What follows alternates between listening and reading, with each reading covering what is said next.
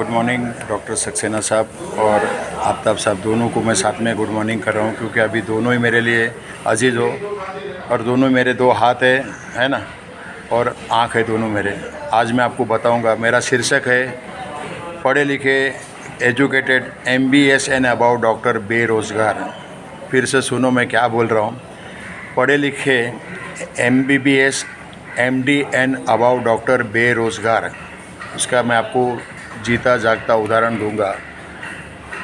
आपको पता है कि मेरी दुकान में मैं आयुर्वेदिक प्रोडक्ट बेचता हूं और पूरा इंडिया में सप्लाई करता हूं। यहां तक कि मेरा बेटा अंग्रेज़ी दवा बाहर भी बेचता है। उसका कारोबार बहुत बड़ा है सर, बहुत बड़ा है। हम उसके लेवल के भी नहीं। मेरा छोटा लड़का ना, वो उसका कारोबार बहुत ही बड़ा है। तो मेरा जो है, मेरा हैसियत के हिसाब से तो मैं आपको बताऊँगा। तो कभी कभी क्या होता है, कल ही हमारी बात चल रही थी, तो मेरे बेटे ने बोला कि पढ़े लिखे लड़के लोग और बेकार बैठे थे ना, तो उसने पैकिंग करने के लिए बुलाया क्योंकि माल एक्सपोर्ट करना था।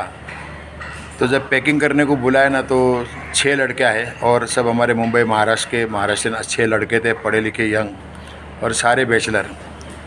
तो उनको है ना डेली 400-500 रुपये पैकिंग का मिलता था, तो बड़े खुश थे बेचारे। जब अपना ऑर्डर पूरा हो गया और बाद में दूसरा नेक्स्ट ऑर्डर आएगा, तब तक उनको बुलाया नहीं। तो आते थे ऑफिस में और माल पैक करके डेली कैश लेके चले जाते थे। खुश होते थे, नाश्ता खाना पीना सब अच्छे से अच्छा मिलता था। बाद में थोड़ा दिन ये जो ईरान का वॉर चला, तो उस टाइम पर मिडल ईस्ट से ऑर्डर कम हुआ ना, तो उस टाइम पर वो बेचारे बार बार फ़ोन करते थे।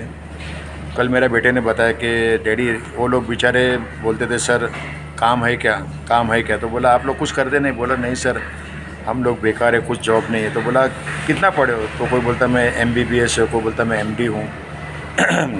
और उनके साथ ही कुछ डॉक्टर थे ना, जो गवर्नमेंट हॉस्पिटल में महापालिका होता है ना, BMC यानी बॉम्बे म्यूनसिपैलिटी कॉरपोरेशन हॉस्पिटल होता है। कुछ बड़े बड़े हॉस्पिटल है, जैसे नायर है, किंग एडवर्ड मेमोरियल है, साइन हॉस्पिटल है, ऐसे कुछ JJ हॉस्पिटल है और सेंट जॉर्ज हॉस्पिटल है, ये गवर्नमेंट के हैं। तो वहाँ पर इन लोगों को है ना 32 घंटा ड्यूटी करना पड़ता है। क्यों कि सीनियर डॉक्टर तो अपना आके विजिट मार के चले जाते, काम इनको करना पड़ता है।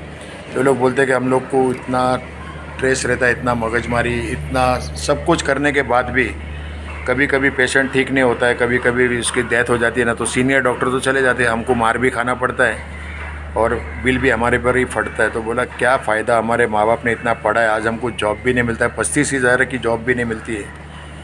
तो उस टाइम पर मैंने बोला कि बेटा, उससे तो फिर वो सुनीता सिंह अच्छी है, जो अपने इधर सिक्योरिटी का काम किया करती थी और ज़्यादा पढ़ी लिखी भी नहीं, पढ़ी लिखी तो छोड़ो, स्कूल गई नहीं हो, और जौनपुर के देहात से मुंबई में आके हमारे बिल्डिंग में, और वो डोंबिवली से आती थी। डोंबिवली से हमारे इधर आने के लिए कम से कम 2 घंटे का रेलवे का सफ़र है।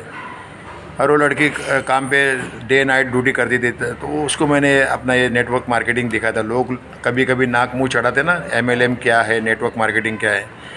तो आज सुनीता सिंह ने कल एक ही दिन में 10 लोगों को स्पॉन्सर किया, वो भी सब पढ़े लिखे, ग्रेजुएट एंड अबव। सोचो, एक अनजान लड़की जो UP से आई थी, आज उसके ड्रीम खुल गए।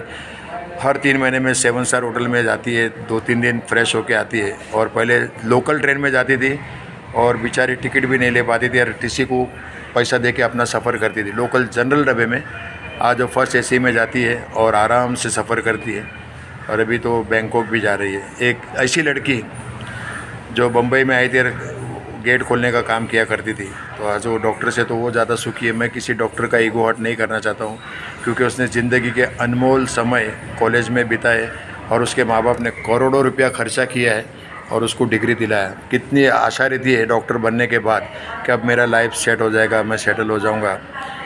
लेकिन आज उनकी जॉब ने तो उम्र बीत रही है, टेंशन में सर के बाल सफ़ेद हो रहे हैं, टकले हो रहे, गंजे हो रहे, और आज वो बेकार है तो डिप्रेशन में आ गए। अभी कुछ तो बेचारे शराब भी पीने लग गए, परेशान हो जाते। कुछ तो इतना परेशान है कि आत्महत्या का सोचते। क्या करें, जॉब नहीं है।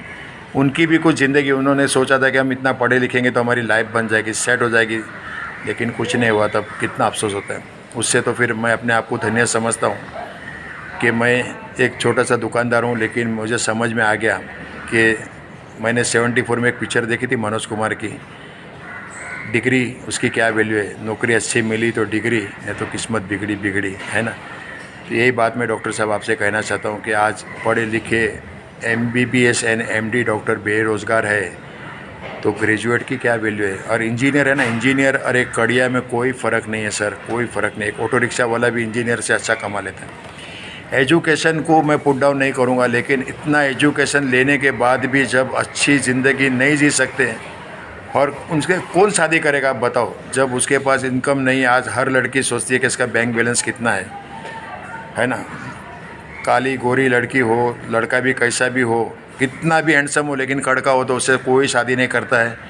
और काला कलूता भी हो, लेकिन नोट है, गाड़ी है, बंगला है, पैसा है, रुतबा है, तो उसके साथ अच्छे से अच्छी लड़की शादी करने को तैयार होती है। मैंने देखा है।